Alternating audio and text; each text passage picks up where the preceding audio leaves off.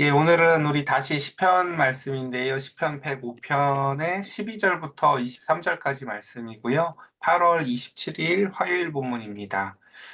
제목은 나그네로 부르시고 하나님이 하시는 일이라는 제목으로 말씀 나누도록 하겠습니다. 자, 먼저 우리가 이제 예레미야를 마치고 다시 오랜만에 시편에 와서 여러분들 기억이 잘 안 나실 것 같아서 큰 흐름을 보면은 시편이 이렇게 5권으로 돼 있었다라는 거 대충 기억하실 거예요. 이거 제가 어제 멀리 신방 갔다가 새벽에 밤에 와가지고 저도 이거 막 쓰면서 정확한지 모르겠어요. 정확할 거예요. 예, 근데 어쨌든 간에 아마 예, 제가 막 생각나는 대로 썼는데 예, 맞을 겁니다. 아마 어쨌든 간에. 그래서 그 가운데서 우리가 지금 이제 시편 105편을 이제 묵상하려고 하는데요. 이 105편이 어디쯤에 있냐면 요 4권에 있어요. 4권. 그리고 4권의 105편이 어디에 위치해 있냐면은 요 4권의 결론이 103에서 106편이거든요. 바로 그 가운데에 놓여져 있습니다. 바로 우리가 이제 여기에 있는 시편을 지금 묵상한다라는 거 이해하시면 좋을 것 같습니다. 그리고 요 시편 103편에서 106편 요 사이에 있는 그 4권의 결론 내용이 뭐냐면 이런 거예요. 우리가 완전한 마음으로 무언가를 행한다고 막 결심을 하고 하나님 앞에 믿음을 보인다고 해도 우리는 결국은 다 용두사미로 끝날 수밖에 없는 그 인간의 연약함, 그쵸?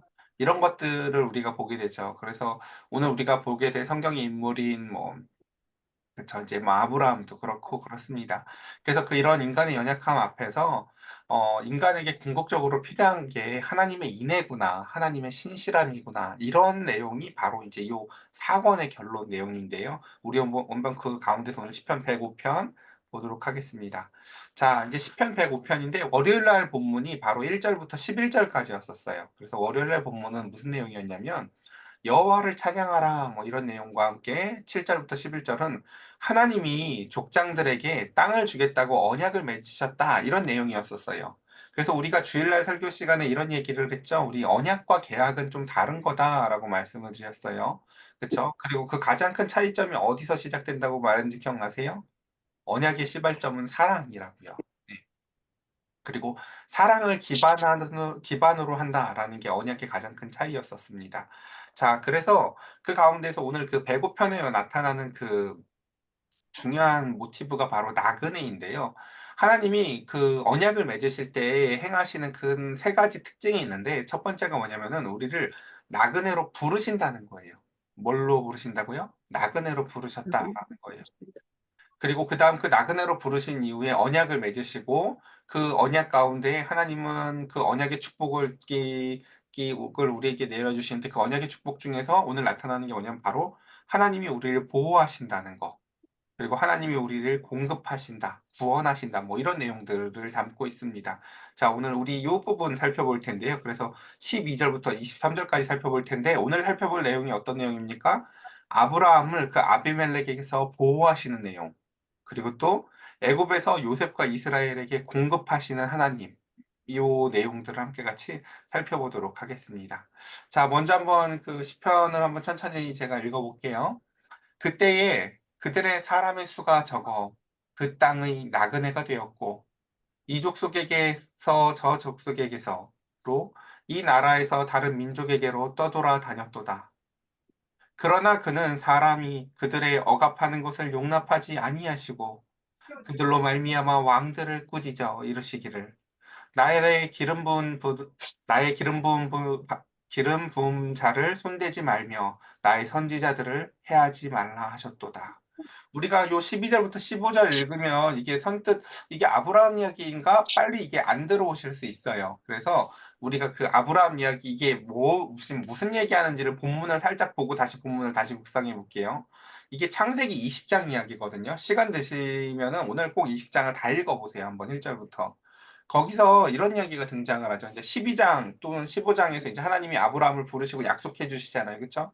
근데 창세기 20장에 가보면은 아브라함이 그 언약을 벗어나요. 그러니까 아브라함이 지켜야 될 언약이 어떤 거였습니까? 내가 너에게 보여줄 땅으로 가라. 라고 해서 가나안 땅에서 벗어나지 않는 것이었고요. 그 다음에 하나님이 그에게 언약으로 주신 그 말씀을 붙잡고 사는 거예요. 그래서 사라를 잘 지켜야죠. 열국의 어머니니까요. 그쵸? 근데 그 가운데서 그는 아브라함은 그 언약들을 하나님이 아브라함이랑 언약을 맺으셨는데 아브라함은 그 언약들로부터 그 땅도 벗어나고 그리고 자기의 그 아내를 누이라고 속이면서 그 가운데서 그 언약을 이렇게 어기는 모습들을 보게 됩니다. 한번 봅시다. 창세기 20장. 아브라함이 거기서 네게브 땅으로 옮겨가서 가데스와 술 사이에 있는 그랄에 거류하게 됩니다. 그리고 그의 아내 사라를 자기의 누이라 하였으므로 그랄 왕 아비멜렉이 사람을 보내어 사라에게 데려갔더니 그 밤에 하나님이 아비멜렉에게 현몽하시고 그에게 이르시되 내가 데려간 이 여인으로 말미암아 내가 죽으리니 그는 남편이 있는 여자임이라 라고 하면 하나님이 뭘 잘못하는 것 같죠? 지금 잘못을 누가 하고 있어요?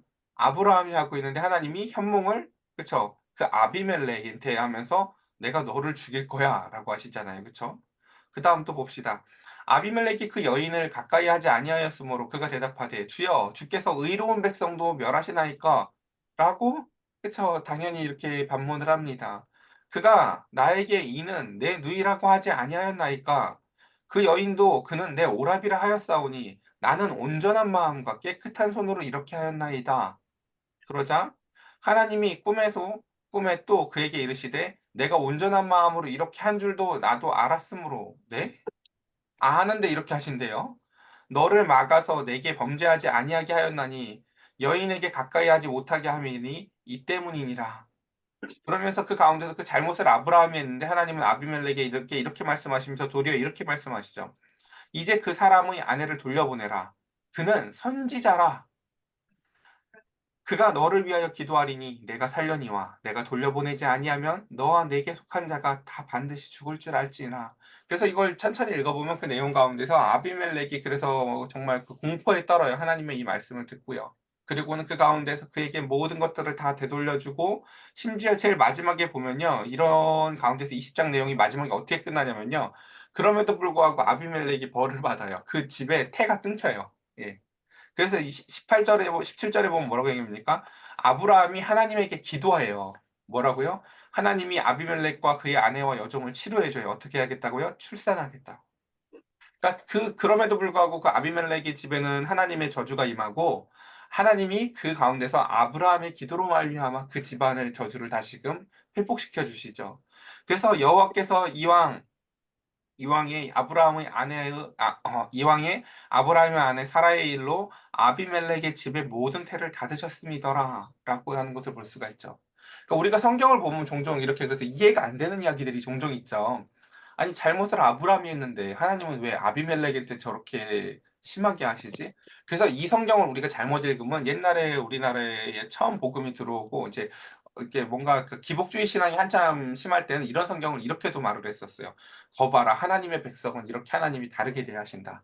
그런 이야기일까요 여러분? 절대 그렇게 읽으시면 안 돼요. 그런 내용이 아니에요. 그러니까 지금 하나님이 그 가운데서 아브라함은 그 언약에서 벗어나고 있잖아요. 그쵸? 언약을 어기고 있고 그 가운데서 언약에서 벗어나서 얼마나 별 볼 일 없는 사람인지 하나님이 잘 보여주시면서도 동시에 하나님은 그 언약에서 벗어나지 않도록 하나님이 아브라함 곁에 따라가서 아브라함을 지키시고 보호하시면서 언약을 지키는 모습 우리가 지금 보고 있는 거예요.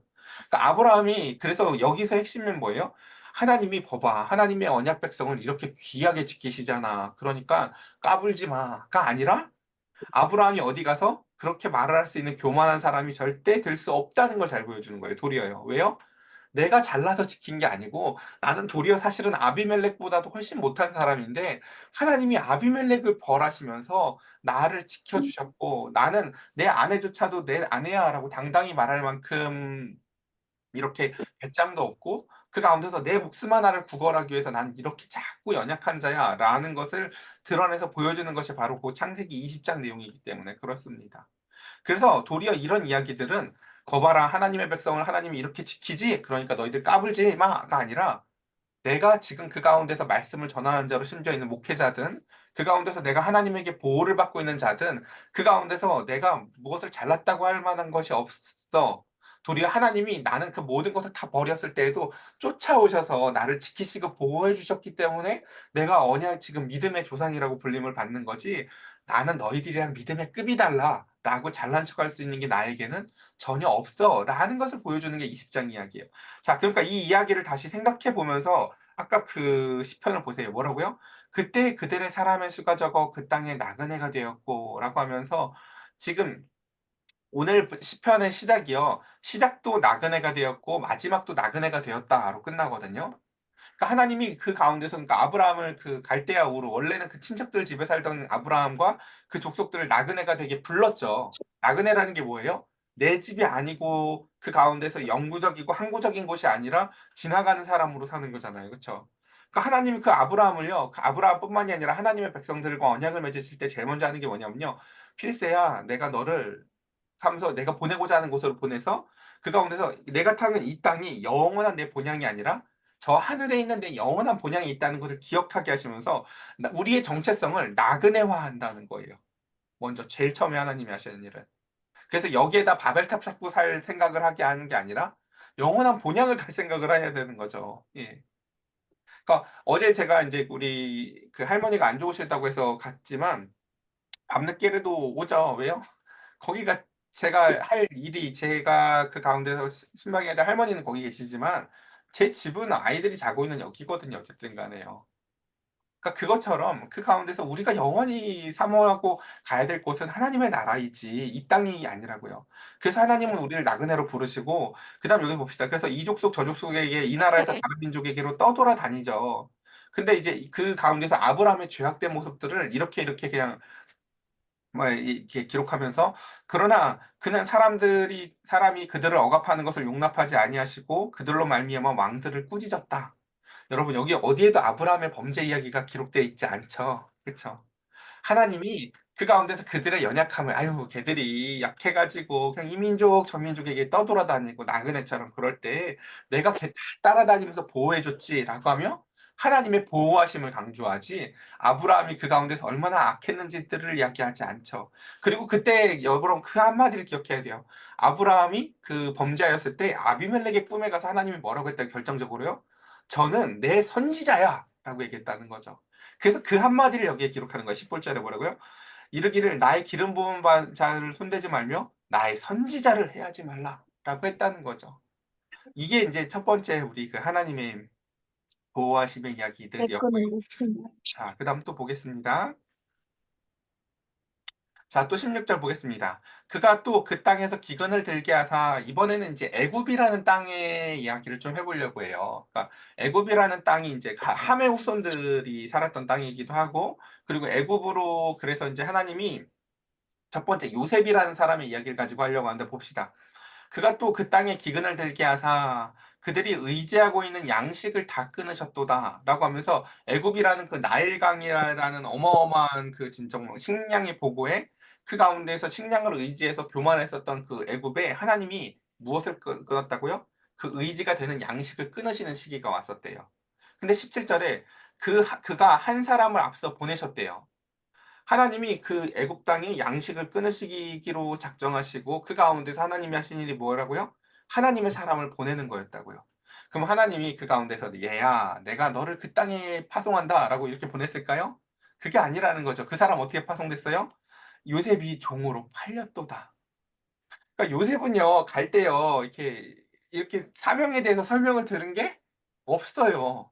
그냥 정말 그 사람으로서 인간으로서 말로 형용할 수 없는 상처와 고통 가운데서 그 땅을 가거든요.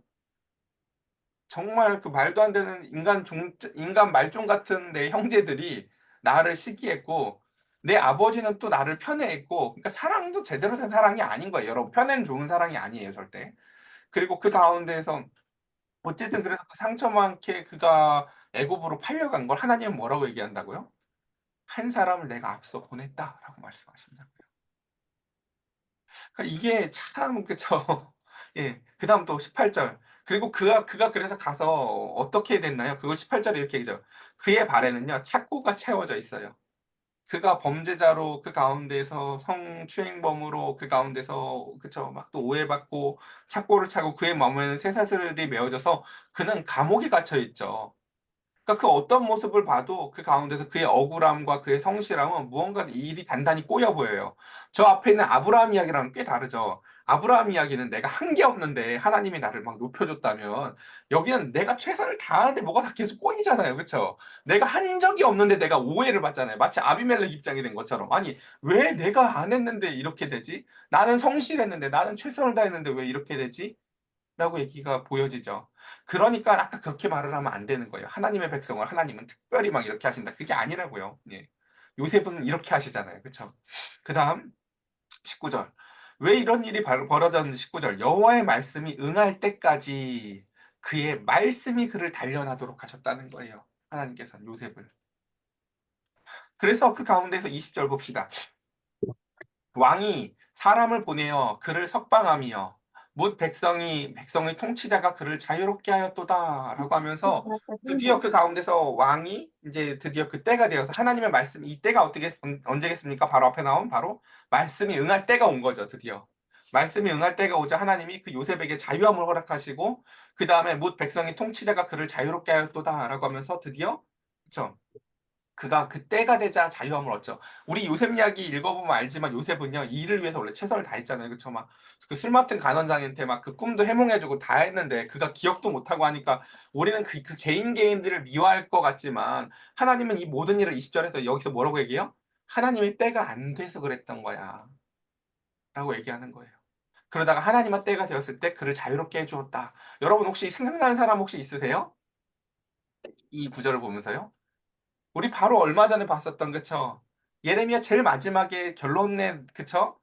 그 왕이, 그 느부갓네살 다음의 왕이, 그쵸? 에월모로닥이 그 가운데서 여호야긴이라는 그 3개월짜리 왕도 때가 되어서 하나님의 그 은총으로 말미암아 그를 석방해주고 그에게 평생에 먹을 것을 베풀어 주면서 하나님의 인애를 맛보게 하시잖아요. 그쵸? 하나님의 때가 되었을 때 70년이라고 선포하셨지만 그 가운데서 35년 막 넘어가서 37년쯤 되었을 때, 그쵸? 그런 것처럼 하나님의 손에 달려 있다라는 것입니다. 하나님이 그거 다 보호하고 있는 거라는 거예요. 바벨론에 잡혀갔어도 말이지요. 그러니까 하나님은 지금도 언약을 그렇게 붙잡고 계시다는 거예요. 그러니까 그 여호야 긴에게 함께 하시는 하나님이요, 요셉에게도 그런 방식으로 똑같이 함께 했었던 거예요. 그 다음 또 21절.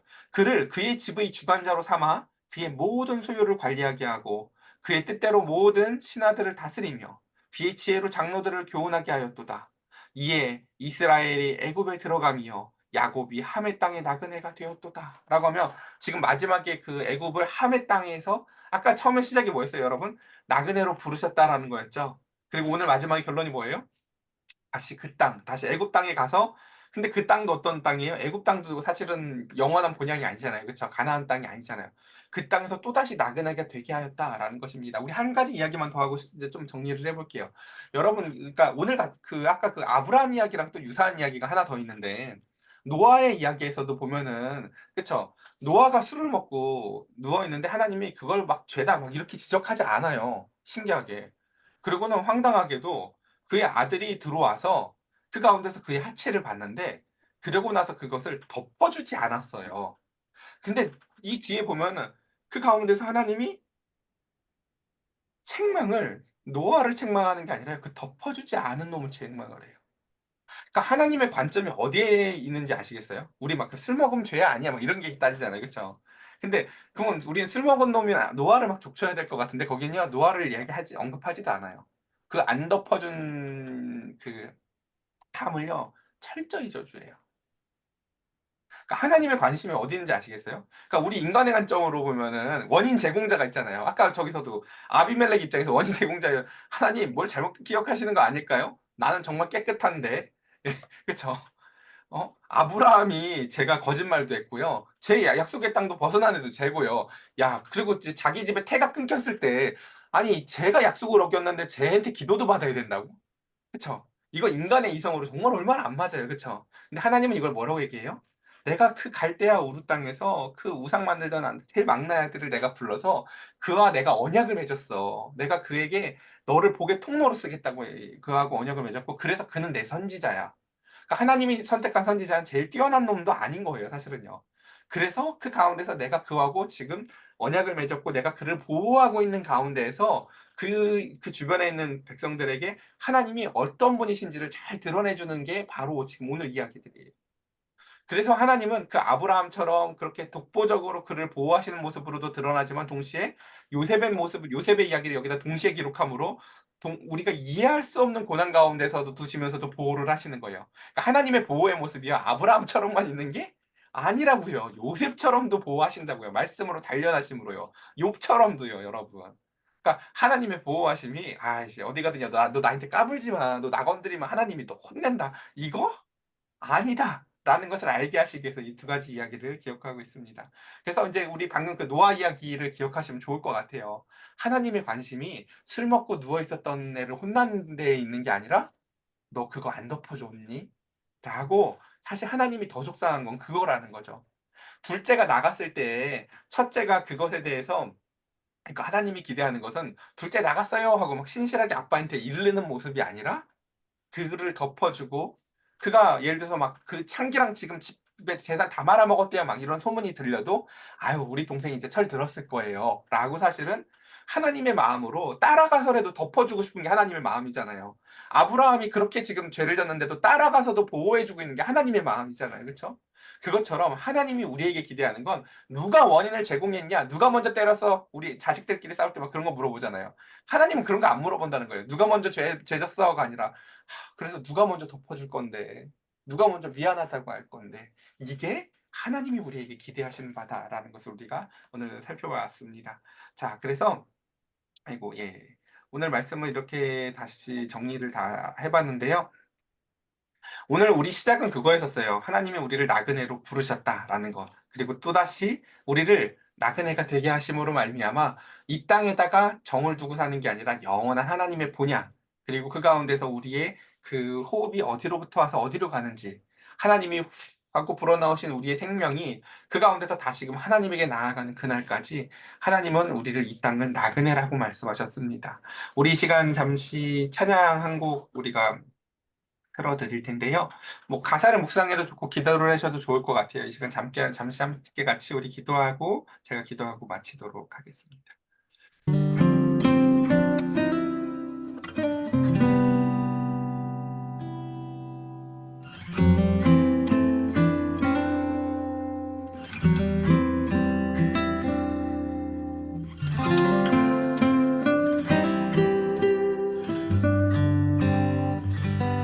계절이 지나고 시간은 흐르고 흘러 정처 없는 삶은 계속되고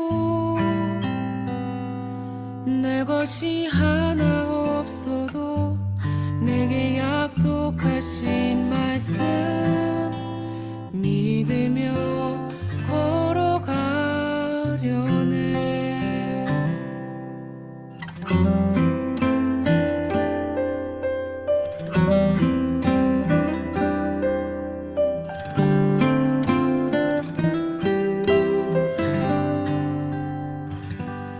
계절이 지나고 시간은 흐르고 흘러 정처 없는 삶은 계속되고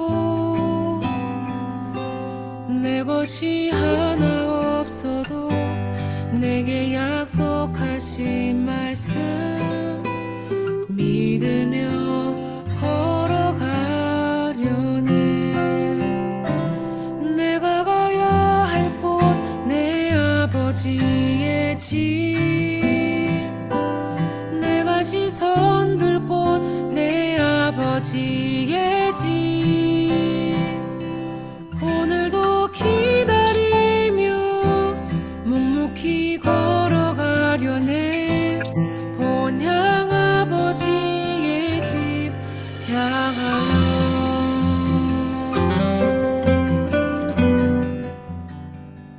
제가 기도드리겠습니다.